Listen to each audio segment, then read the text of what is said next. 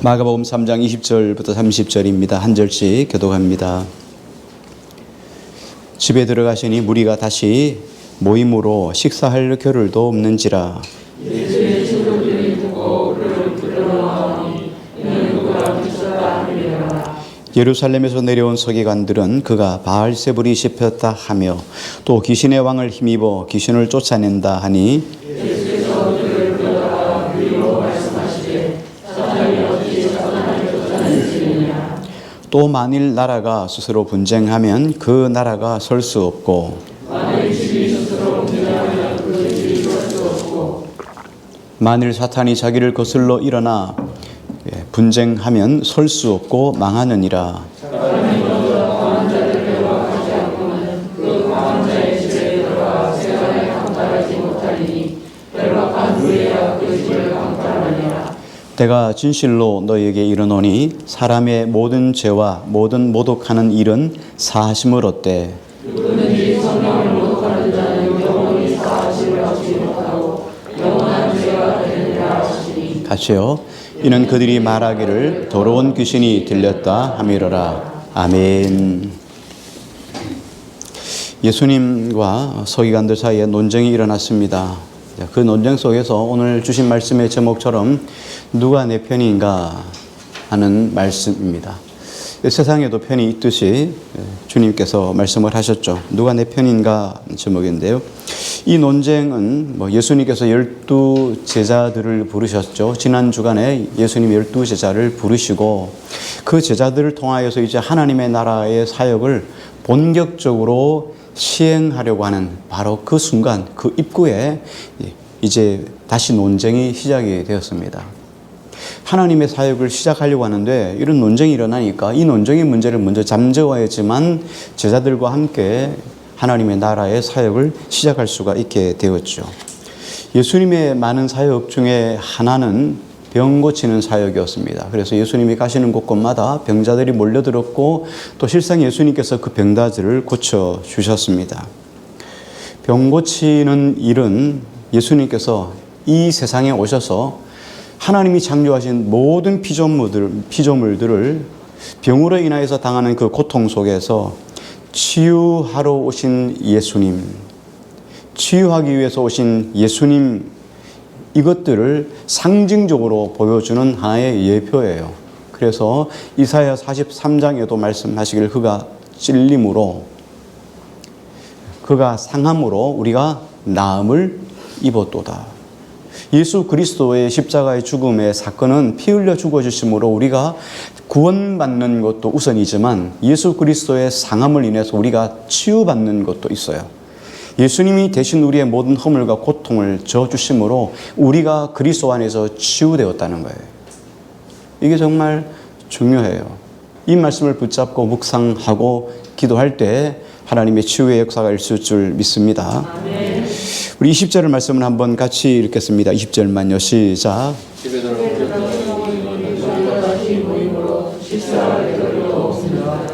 예수님이 식사할 겨를도 없이 바쁘셨다. 왜 그러냐면 많은 무리가 다시 모였다 그렇게 했어요. 많은 무리는 그냥 몰려드는 것이 아니라 여러 부류가 있었기 때문에. 그런데 첫 번째 보면 이런 부류죠. 병 낫기 위해서 온 사람들이에요. 병이 들은 당사자예요. 병이 낫기를 위해서 예수님께 오는 거 당연한 거죠. 아프니까. 그리고 두 번째는 꼭 병 있는 사람만 예수님께 온 게 아니고 병 고치는데 뭐가 필요하죠? 또 구경꾼들이 있어요. 야, 진짜 예수님이 어떻게 병을 고치는지 얼마나 다이나믹하고 얼마나 흥미롭겠어요. 그죠? 그러니까 예수님이 병 고치는 그 현장을 보기 위해 사람들이 또 몰려들었어요. 나는 병은 없지만 병 고치는 걸 좀 보려고 하는 사람들이에요. 뿐만 아니라 중풍병자 앞에서 있었던 사건처럼 중풍병자의 그가 그 병이 들었을 때 움직일 수 없으니까 그를 침상째 그 예수님이 계신 곳에 지붕을 뜯어서 내리기까지 함께 했던 지인들, 함께 했던 사람들도 있어요. 그러니까 어떤 사람은 병자를 업고 어떤 사람은 병자를 뭐 침상에 몰고 이렇게 오다 보니까 거기에 지인들, 가족들 같이 딸려올 수밖에 없죠. 그러니까 이런 여러 부류의 사람들이 다 모여들었어요. 그러니까 막 물밀듯이 몰려드니까 예수님이 식사할 겨를도 없어. 한 사람 고치고 나면 또 오고 또 오고 순서대로 꼬시니까 어떻게 방법이 없는 거죠. 그러니 식사할 겨를도 없었다. 자, 그런데 이때 다른 부류의 사람들, 이 병 고치는 사람들, 구경꾼들, 그리고 여기 함께 있던 지인들, 이 외에 또 다른 부류의 사람들이 이곳에 도착을 하게 돼요. 그게 누구냐면 21절을 한번 보겠습니다. 21절요. 같이요. 시작.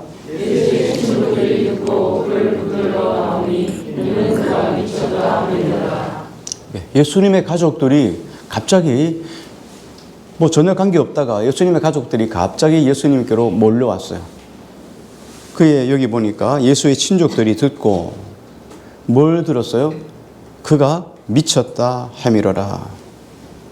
미쳤다 하는, 예수님이 미쳤다 하는 소식을 듣고 그의 가족들이, 예수님의 친족들이 다 예수님께로 몰려왔어요. 많은 무리가 몰려왔는데 또 여기에 또 다른 부류의 사람들이 여기에 몰려든 거죠. 예수님이 어떤 분입니까? 죽은 자를 살리고 그리고 병 고치고 하나님 나라의 복음 전하는 것밖에는 예수님이 한 게 없어요. 그렇잖아요? 예수님 병 고치고 하나님 나라 복음 전하고 뭐 제자 세우고, 그런데 미쳤다는 소식은 어디서 들렸을까요? 미쳤다는 소문은 어디서 나온 것일까요? 뭐 근거가 있을지 않겠어요? 이 근거를 추적해 봅니다. 22절을 한번 볼까요? 같이요. 시작.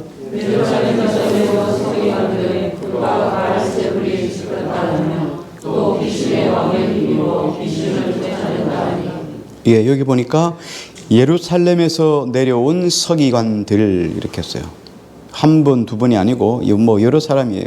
예루살렘에서 내려온 서기관들이 어떻게 해요? 예수님을 향해서 미쳤다. 뭐 귀신을 이미 힘입어서 귀신을 쫓아낸다. 이렇게 소문을 냈어요.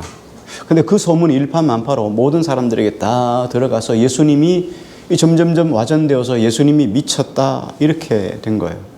소문의 진원지가 예루살렘에서 내려온 서기관들이에요.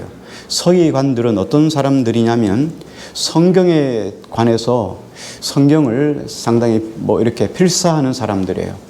성경을 필사하고 또 그러다 보니까 성경에 대해서 상당히 박식해요. 성경에 대한 지식을 좀 많이 알고 있어요. 왜냐하면 성경을 옮기면서 성경에 대한 해석도 하고 바리새인들과 함께 성경을 해석하고 랍비들과 함께 더불어 뭐 이런 것들을 뭐 이렇게 옮겨 쓰는 것들을 그리고 해석하는 일들을 같이 도왔기 때문에 이런 성경의 지식에 대해서 상당히 박학다식한 사람들이 바로 서기관들이에요. 자, 그런데 이런 지식을 가지고 있어서 성경을 잘 이해시키고 백성들로 하여금 이 지식을 가지고 잘 전하여서 그들로 하나님을 잘 믿도록 하기 위함이 서기관들의 목적이에요.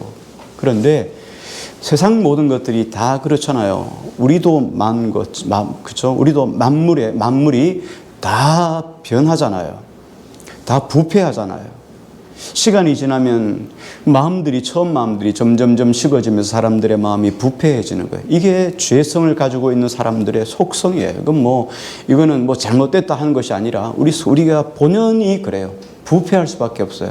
그래서 끊임없이 우리가 매듭을 지어야 되고 끊임없이 자신을 다잡아야 되고 끊임없이 자신을 돌아보지 않으면 우리는 조금만 시간이 지나면 교만해지고 완악해지고 넘어질 수밖에 없어요. 이 서기관들도 동일하죠. 시간이 지나면서 자신들이 가지고 있는 지식을 가지고 어떻게 하냐 사람을 판단하기 시작했어요. 판단만 한 게 아니에요. 간섭까지 했어요. 그러니까 예수님도 어떻게 해요? 예수님도 보니까 앞에 여러 가지 사건이 많았잖아요. 안식일에 제자들이 밀을 가지고 이렇게 딱 비벼서 먹은 거 가지고 다자겠다 이렇게 한 사람들이 누구예요? 바리새인과 서기관들이잖아요. 그러니까 하나님 말씀을 가지고 그들을 판단하고 정죄하고 그들에 대해서 간섭하는 사람들이 되었어요. 이게 지금 서기관들의 모습이에요. 왜냐하면 성경을 뭐로 해석했기 때문입니까? 성경을 문자적으로 해석하면 이런 일들이 얼마든지 일어날 수 있어요. 루이 16세가 프랑스를 통치하던 시대에 1788년에 프랑스가 밀 농사가 흉작이 되어버렸어요. 밀 농사가 망하자 밀을 주식으로 삼아서 빵을 주식으로 삼고 있던 유럽이 프랑스가 밀가루가 천정부지로 값이 올라가니까 빵값이 오르기 시작해요. 우리가 쌀을 먹는데 쌀 농사를 망쳐가지고 쌀값이 올라갔다고 생각해 보세요. 쌀 한 가마니에 50만 원씩 뭐 이렇게 했다고 생각해 보세요. 어떻게 그걸 사 먹을 수 있겠어요? 이게 지금 프랑스에 이런 일이 일어났죠. 그래서 사람들이 빵값이 오르니까 불만이 막 팽배해지기 시작합니다. 그러자 국가의 재정이 구멍이 났어요. 마침 이때 국가 재정이 바닥이 나자 루이 16세가 1789년 그 다음에 특권층에도 세금을 물려야 되겠다 하고 삼부회라고 하는 국가회의를 모집하게 됐습니다. 삼부회는 성직자 그리고 귀족 그리고 평민으로 구성된 회의예요. 이 회의를 집행하면서 귀족들에게도 세 부담을 해서 전체 세수를 좀 늘려가지고 국가를 안정시키자 이런 의도였는데 특권층이었던 귀족들이 자기 세금 내는 걸 싫어하죠. 그래서 이 세금은 평민들이 내야 된다 하고 평민들에게 다 몰아넣어 버렸어요. 그래서 평민들은 짐이 더 커져 버렸고 귀족들은 실상 세금을 안 내게 되었죠. 이 일로 인해서 평민들이 불만이 터져서 결국은 폭발하게 됩니다. 그래서 이들이 모여가지고 바스티유 감옥을 점령해버려요. 바스티유 감옥을 불태우고 죄수들을 풀어주고 막 이래요. 더구나 막 이 분노가 잠자지 않아서 한번 불을 땡긴 이 분노가 잠자지 않고 계속 질풍노도와 같이 그래서 계속 커지니까 그 당시에 루이 16세가 그 파리 시외에 있던 베르사유 궁전으로 도망을 가 있습니다. 이 도망가 있던 이 평민들이 이 분노가 도망가 있던 루이 16세가 있던 베르사유 궁전까지 진격해서 쫓아가서 결국은 거기에서 루이 16세와 그의 부인이었던 마리 앙뚜아네트를 잡아서 파리로 데려오게 됩니다. 그때 마리 앙뚜아네트가 이런 재미있는 이야기를 하죠. 아주 유명한 이야기예요. 사람들이 왜 저렇게 분노하냐? 뭐 알지 못해요. 궁정 안에 있으니까. 사람들이 빵 때문에 저래요. 빵값이 올라가지고 빵을 달라 하고 그렇게 지금 데모를 하는 거예요. 그랬더니 마리 앙뚜아네트가 이렇게 이야기를 합니다. 빵이 없으면 케이크를 먹으면 되지. 지금 뭐예요? 문자적으로는 맞는 말이잖아요. 빵값이 오르면 빵이 없으면 케이크를 먹으면 되지. 밥투정을 하던 아들을 교육하려고 아버지가 이렇게 말합니다. 야 이놈아, 우리 때는 쌀밥이 없었어. 우리 때는 보리밥만 먹었어. 지금 이 쌀밥인데도 너 밥을 왜 안 먹어? 투정해. 반찬이 없다 투정해. 이렇게 얘기를 했어요. 그러니까 아들이 이렇게 말하니 아버지는 밥이 없으면 라면을 먹지 왜 보리밥을 먹어요? 그렇게 말하니까 야 이놈아, 그때 우리 시대에 무슨 라면이 있어? 이렇게 이야기하니까 아들이 이렇게 이야기하는 거야. 엄마, 아빠가 너무 불쌍해. 이런 현실이에요. 이거 지금 이런 이야기예요. 지금 예수님을 정죄했던 서기관들의 사고 개념이 이런 거예요. 문자적으로 해석을 하니까 문자적으로는 맞는 말이잖아요. 밥 없으면 라면 먹는 거 맞죠. 라면 없으면 뭐 다른 걸 먹으면 되죠. 뭐 이런 거예요. 빵이 없으면 케이크를 먹으면 되지. 똑같은 건데 인간의 삶을 이해하지 못했던 이 서기관들, 바리새인들이 성경을 안다고 그 성경을 가지고 사람을 정죄하는 거예요. 하나님 우리에게 말씀을 주신 목적이 뭘까요? 우리에게 이 말씀대로 하라고 우리의 삶을 다 제껴두고 사람에게만 이 말씀을 적용했다면 우리가 어떻게 삶을 살아갈 수 있겠어요?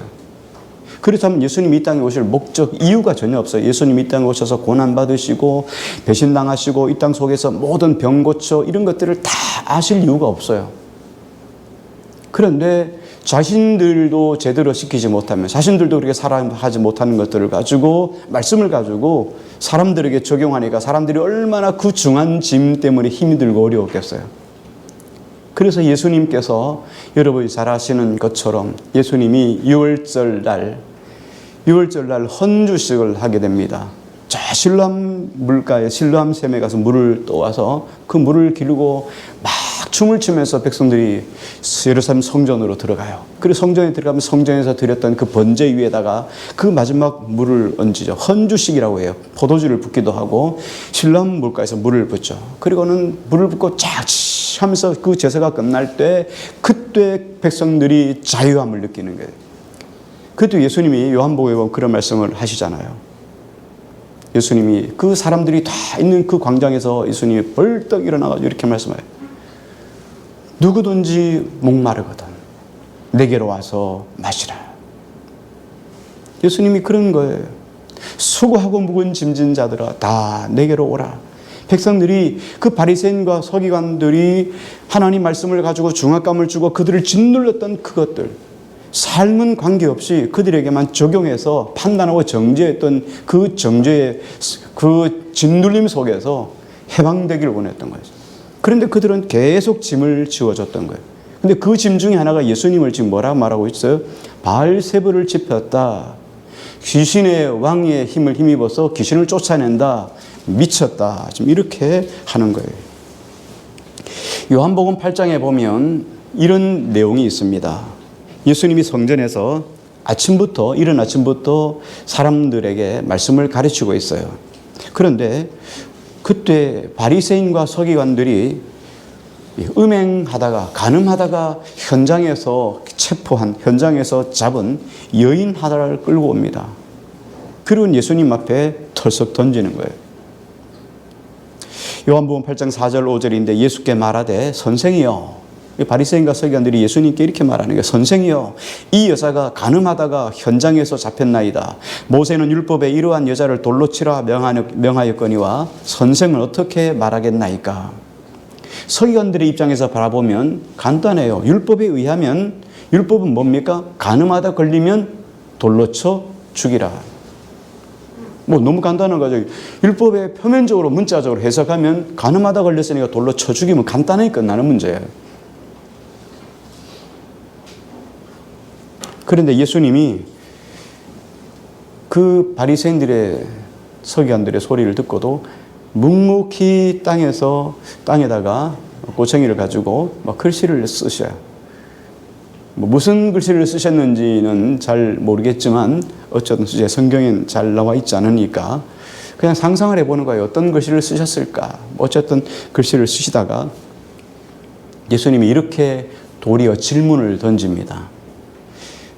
요한복음 8장 7절인데요. 그들이 묻기를 마지 아니하는지라 이에 일어나 이르시되 너희 중에 죄 없는 자가 먼저 돌로 치라 하시고, 너희 중에 죄가 없는 사람이 돌로 치라. 하나님의 말씀은 우리에게 문자적으로 적용하는 것이 아니라는 거예요. 삶으로 적용해야 해요.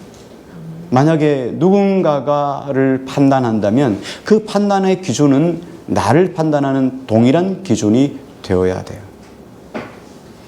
지금 그 이야기죠. 예수님께서는 그 소란한 와중에서도 깊은 지혜의 안목으로 모든 상황을 다 꿰뚫어 보신 거예요. 자, 간음하는 건 안 되는 일이에요. 잘못된 일이에요. 자, 그렇다면 간음한 일이 잘못된 일이라면 이 여인은 지금 어떻게 해야 됩니까? 돌로 쳐 죽임을 당해야 돼요. 이 현장에서. 이 중근동 지방에는 간음하다 잡히면 돌로 던지죠. 돌로 쳐 죽여서. 그 돌에 맞아서 피 흘려 죽는 거예요. 고통이 얼마나 고통이 있어요. 한 대 맞아도 아픈데 그 돌을 몇 개를 맞아야 되겠어요. 정통으로 맞으면 한 개면 되지만 그렇지 않잖아요. 안 죽으려고 싸기도 하고 그러다 보니까 돌을 많이 맞아야 되니까 얼마나 고통스러워요. 이 십자가형처럼 서서히 사람이 맞아서 그냥 고통스러워 죽는 거예요. 그렇다면 이 여인은 지금 돌에 맞아서 죽어야 된다는 거예요. 자, 그럼 여러분 한번 생각해 보세요. 간음하다 걸린 여인을 서기관과 바리새인들이 끌고 왔어요. 현장에서 잡았으니까 현장에 여자만 있었겠어요? 현행범이란 말이에요. 그럼 거기에 누가 있었죠? 그렇죠. 혼자서 간음하지 못할 거 아니겠어요? 남자도 있죠. 남자는 왜 안 데려왔습니까? 남자는 왜 안 데려왔어요? 여자만 죽나요? 여기에서 왜 이 서기관과 바리새인들이 여자만 데려왔을까? 그러니까 의도가 명확해져요. 하나님이 거룩하시니 너희도 거룩하라. 이런 말씀을 기준으로 삼고 여인을 데려와서 돌로 쳐 죽여야 된다. 이런 의도가 아니란 말이에요. 그러면 이 사람의 의도는 뭡니까? 이 가늠한 한 여인을 빌미 삼아서 지금 누구를 시험하려고 하는 거예요? 예수님을 시험하려고 하는 거예요. 돌로 쳐 죽이지 않으면 예수님은 율법을 지키지 않는 자이기 때문에 걸리는 거예요. 반대로 안 돼, 저 사람 살려줘 이렇게 할 수가 없잖아요. 그럼 율법을 잘못 해석하는 사람이 되는 거예요. 반대로 죽여라 이렇게 말하면, 돌로 쳐 죽이자 이렇게 말하면, 율법대로 하기 위해서 돌로 쳐 죽이자 그러면 예수님은 사랑의 예수님이 아니에요. 하나님의 아들이 그냥 말씀에 의해서 사람을 죽이니까 저 사람은 사랑의 하나님, 사랑의 예수님이 아니라는 거예요. 그러니까 양쪽에 어디를 결정해도 딜레마예요. 이거는 어디를 결정해도, 어느 쪽으로 결정해도 이 예수님이 올무에 걸릴 수밖에 없는 사건이에요. 근데 이런 사건을 지금 앞에서 계속 보고 있잖아요. 계속 예수님을 어떻게 하든지 올무에 걸어서 넘어뜨리기 위해서 계속 지금 어떻게 해요? 논쟁을 벌이는 거예요. 질문을 던지는 거예요. 사람을 좀 어떻게 해요? 사람을 위하고 사람을 살리기 위해서 지금 논쟁을 하려고 하는 것이 아니라, 사람을 어떻게 하면 죽일까? 어떻게 하면 정말 저 사람을 위해를 가할까? 어떻게 하면 넘어뜨릴까? 이런 것으로 좀 예수님께 와서 계속 논쟁을 하고 있는 거예요. 정말이라면 남자도 데리고 와야죠. 남자는 빼놓고 여자만 데리고 왔어요. 그러므로 예수님은 가늠하는 여인보다, 가늠하는 여인 죄가 크죠. 그러나 가늠한 여인보다 더 큰 죄는 뭐예요? 예수님을 시험하려고 데리고 온 바리새인과 서기관들의 죄가 더 크다는 거예요. 중요한 건 의도의 의도. 그 사람의 의도가 뭐냐? 이 의도가 하나님의 마음에 합해져야 돼요. 이 의도가 하나님의 마음에 합하지 않으면 우리는 죄가 되는 거예요. 그래서 예수님은 이렇게 말합니다. 죄 없는 사람이 돌로 치라. 죄 없는 사람이 어디 있겠어요, 세상에. 그래서 결론에 보면 9절, 10절, 11절에 보면 이렇게 말합니다. 그들이 이 말씀을 듣고 양심의 가책을 느껴 어른으로 시작하여 젊은이까지 하나씩 하나씩 나가고 오직 예수와 그 가운데 섰는 여자만 남았더라. 예수께서 일어나서 여자에게 여자 외에 아무도 없는 것을 보시고 이르시되, 여자야, 너를 고발하던 그들이 어디 있느냐? 너를 정죄한 자가 없느냐? 그때 여자가 이렇게 말합니다. 대답하되 주여 없나이다. 그랬더니 예수님이 그에게, 이 가늠한 여인에게 예수님이 하고 싶은 이야기를 하시는 거예요. 예수께서 이르시되 나도 너를 정죄하지 아니하노니 가서 다시는 죄를 범하지 말라 하시니라. 자, 여기에 서기관과 바리새인들을 성경에서 지금 말씀하시는 거예요. 여기 또 한 부류의 사람들이 몰려듭니다. 예수님의 사역을 부정했던 사람들이에요. 자, 그들이 예수님을 향해서 뭐라고 말합니까? 귀신 들렸다 이렇게 이야기를 했죠. 귀신이 들려가지고 귀신의 왕을 힘입어서 귀신을 쫓아낸다 하고 동네 방네 소문을, 찌라시를 내는 거예요. 참 이 찌라시라는 게 무서운 게, 찌라시를 던지는 사람은 한마디만 하면 돼요.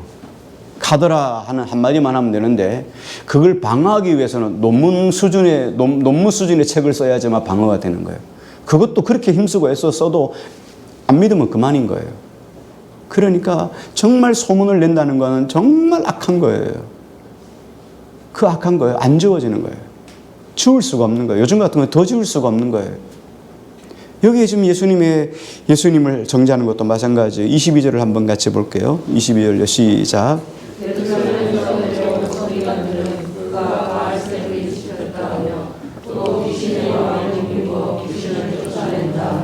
많은 사람들이 예수님의 소문을 들었어요. 예수님이 귀신 들렸다, 미쳤다 하는 소리를 들었어요. 근데 그 중에 누구도 들었냐면 예수님의 가족들도 이 이야기를 들었어요.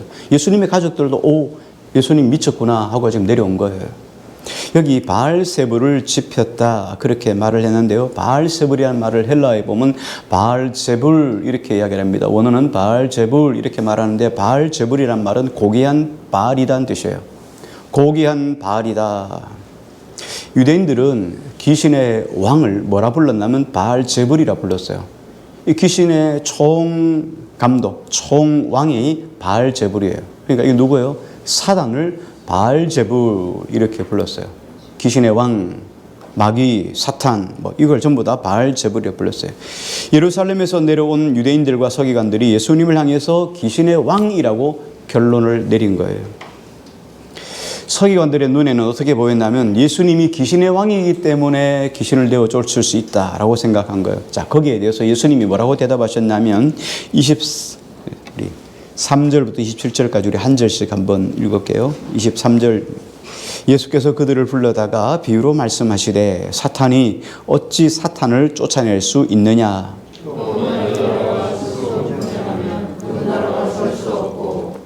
만일 집이 스스로 분쟁하면 그 집이 설 수 없고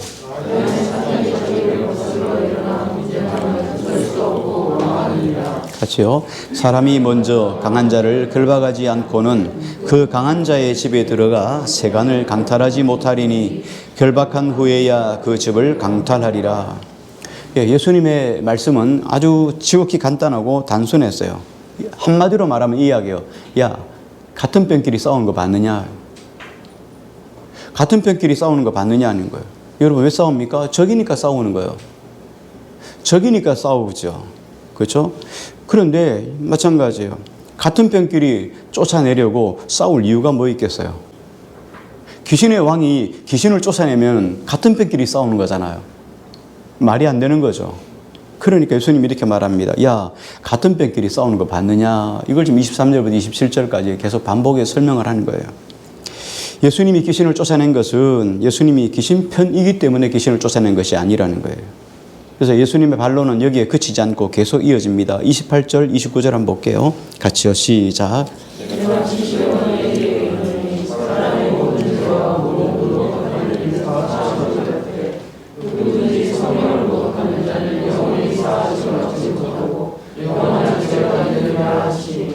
예, 이거 정말 앞에 우리 간음하다 걸린 여인 이야기를 했죠. 율법에서는 간음하다 걸린 여인 현장에서 돌로 쳐 죽여야 돼요. 근데 예수님이 용서하셨죠. 반대로 그 용서의 그 기준을 지금 예수님이 누구에게도 좀 적용합니까? 바리새인과 서기관들에게도 적용해요. 너희도 죄짓지 말라. 용서해 주시는 거예요, 예수님이. 그 용서의 적용은, 용서의 그 기준은, 법칙은 바리새인과 서기관들에게도 동일하게 적용이 돼요. 자, 말씀 똑같은 말씀이에요. 그런데 여기 오늘 말씀 속에 보니까 세상에는 용서받지 못할 죄가 있다는 거예요. 지금 예수님이 야, 같은 편끼리 싸우는 거 봤느냐? 첫 번째 메시지고요. 또 한 가지는 뭐야? 세상에는 용서받지 못할 죄가 있다 하는 것으로 지금 한 단계 더 올라가서 심오한 지금 결론을 내리고 있는 거예요. 용서받지 못할 죄가 뭐냐면 다 용서받을 수 있어요. 그런데 성령을 해방하는 죄는 용서받을 수 없다. 예수님은 지금 귀신 쫓아내고 있습니다. 이 말은 예수님이 귀신과 원수라는 뜻이에요. 그렇죠? 귀신이 적이니까 적을 쫓아내는 거 아니겠어요? 귀신이 같은 편이면 예수님이 쫓아낼 이유가 없잖아요. 그러니까 귀신하고는 적의 원수 관계예요. 그런데 예수님 서기관들은 예수님을 귀신의 왕이라고 지금 정죄하고 있는 거예요. 그럼 서기관들은 도대체 누구 편이에요? 서기관들은 누구 편이에요? 그렇죠. 귀신 편이에요. 귀신 편. 하나님의 편이라고 하면서 하나님이 보내신 하나님의 아들을 정죄할 수 있는 사람은 도대체 누구예요? 그들은 어떤 사람들이에요? 귀신 편이라는 거예요. 이게 정말 무서운 거예요.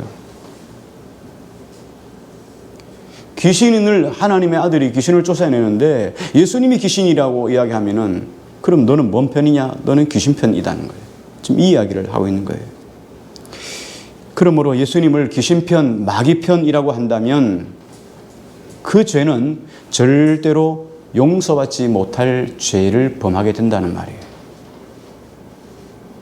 결국 자신들의 교만으로 예수님을 정죄한 서기관과 바리새인들은 예수님이 심판하시겠다는 선언이 예수님의 입을 통해서 선포되고 있는 거예요. 성령을 모독하는 그 죄에 대해서 반드시 하나님이 심판하실 것이다. 예수님이 심판하실 것이다라고 선언하는 거예요. 자, 그 사람들은 하나님을 모르는 사람들이 아니에요. 하나님을 잘 아는 사람들이에요. 하나님 말씀을 그냥 다 꿰뚫어 볼 정도로 말씀에 박학다식한 사람들이에요. 하나님 말씀을 잘 아는 사람이에요. 자, 그런데 성경을 그렇게 잘 안다고 하는 사람들, 자신들은 성경을 많이 안다고 스스로도 그렇게 자부하던 사람들이 예수님을 믿어요? 하나님의 아들인 예수님을 믿습니까? 자, 마가복음의 가장 큰 줄기가 뭐예요? 예수님이 누구이신가라 그랬죠? 예수님이 누구이시죠? 하나님의 아들이에요. 그럼 너희가 하나님을 믿느냐? 하나님의 아들을 믿느냐? 아니, 성경을 그렇게 안다고 하면서 2000년 전에 이미도 수천 년 전에서 예수님을 끊임없이 예수 그리스도가 탄생하신다는 것을 그렇게 수천 번이나 그렇게 간접적으로 직접적으로 선지자를 통해서 예언하신 그 말씀이 성취되어 이루어지시는 그 예수님이 이 땅에 오셨는데 왜 안 믿어요? 왜 안 믿어요? 예수님 그렇게 성경을 많이 알면서도 예수님 안 믿었어요. 그리고는 예수님을 귀신의 친구라고 이야기합니다. 그리고 예수님을 정죄하는 거예요. 성령을 해방하는 자가 된 거예요. 용서받지 못한 자들이 된 거예요. 그렇다면 그들이 알고 있는 성경의 지식이 그들에게 도움이 됐을까요? 안 됐어요. 성경을 많이 아는 거 정말 중요해요. 그런데 성경을 많이 알면 알수록 여러분이 믿음이 깊어져야 돼요. 성경을 많이 아는데 여러분 믿음이 깊어지지 못하면 성경의 지식을 많이 아는 것만큼 여러분 손해예요. 성경을 많이 알기 때문에 여러분 정죄합니까? 하나님 앞에서 저주예요. 불행이에요. 차라리 성경을 모르는 게 낫죠. 그냥 열심히 하나님만 바라보고 믿는 게 더 낫지 않겠어요? 성경을 많이 아는 지식이 여러분을 더 믿음으로 이끌어가고 더 하나님에 대한 풍성함을 은혜를 누리는 자리로 여러분을 이끌어 가셔야 돼요. 그렇지 못하니까 서기관과 바리새인들은 예수님을 정죄하고 예수님을 귀신의 왕을 힘입어서 귀신을 쫓아낸다라고 말하는 그들이 하나님 앞에 절대로 용서받지 못할 죄에 걸려 들어간 거예요. 결론입니다. 마가가 오늘 우리에게 주시는 메시지가 무엇입니까? 성경을 안다는 것만으로, 하나님을 안다는 것만으로 우리가 구원을 받을 수가 없다는 거예요. 안다고 구원받는 게 아니라는 거예요. 안다고 구원받는 게 아니죠. 제가 목회하면서 정말 신기한 분 한 분이 제 목회 기억이 나요. 이분은 성경을 창세기부터 요한계시록까지 맥을 쉽지 않아요. 맥을 다 꿰고 있는 분이에요. 성경의 맥락 전체를 다 꿰고 있는 분이에요. 근데 결국 교회 안 나오고 돌아가셨어요.